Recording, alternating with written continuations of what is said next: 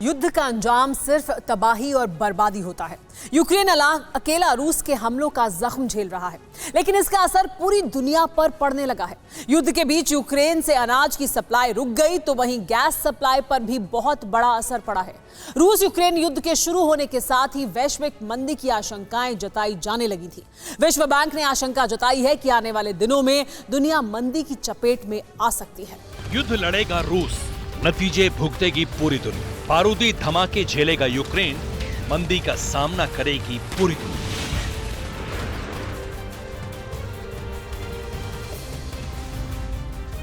ऐसे एक एक धमाके के साथ राख में बदल जाते हैं हजारों लाखों डॉलर।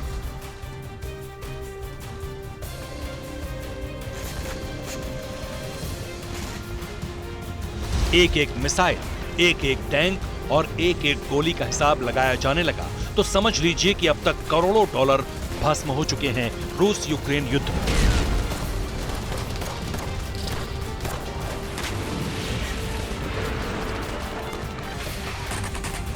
लेकिन युद्ध से नुकसान की कहानी यहीं तक सीमित नहीं है। बर्बादी का दायरा यूक्रेन की सीमा तक ही सीमित नहीं है। युद्ध का असर पूरी दुनिया पर पड़ रहा है। धरती के एक हिस्से पर भड़क रही आग की तपिश पूरी दुनिया महसूस कर रही है।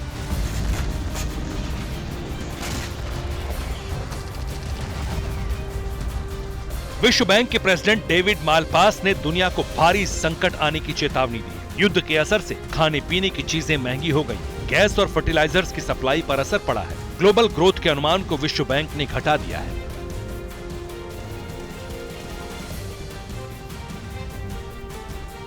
युद्ध के दौरान दुनिया के कई ऑयल डिपो को जलते देखा गया, कई गैस स्टेशन तबाह हो गए। युद्ध की शुरुआत से ही गैस और ऑयल की सप्लाई पर संकट बना हुआ है।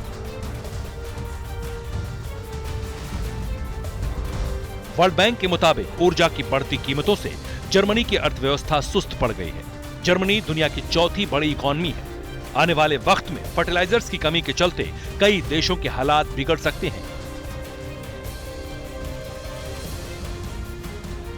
वॉर का सबसे अधिक असर यूरोपीय देश, चीन और अमेरिका पर पड़ने की आशंका जताई जा रही है। फर्टिलाइजर, खाने पीने की चीजें और ऊर्जा की कीमतों में तेजी से विकासशील देशों की ग्रोथ सुस्त पड़ सकती है।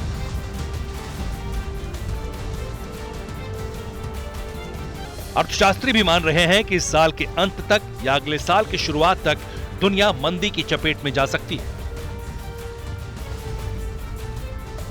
अमेरिका, चीन और ब्रिटेन समेत कई यूरोपीय देशों के सामने मंदी का खतरा गंभीर है। युद्ध से पहले कोरोना और लॉकडाउन ने दुनिया की इकोनॉमी को जबरदस्त नुकसान पहुंचाया था। दुनिया उबरने ही लगी थी कि रूस यूक्रेन के बीच युद्ध की शुरुआत हो गई। रूस और यूक्रेन दोनों ही गेहूं और जौ जैसे कई अनाजों के बड़े एक्सपोर्टर हैं, लेकिन युद्ध के चलते इनका निर्यात नहीं हो पा रहा।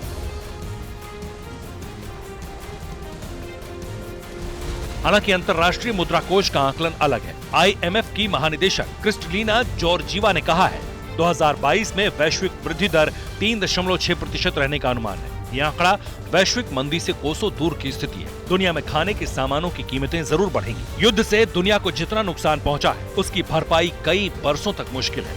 गैस, तेल और अनाज के लिए रूस और यूक्रेन का विकल्प भी फिलहाल दुनिया के सामने नहीं है। ऐसे में अगर युद्ध का दायरा और बढ़ा तो पूरी दुनिया को गंभीर संकट का सामना करना होगा, ये तय है। Bureau report, TV9 Bharatvarsh.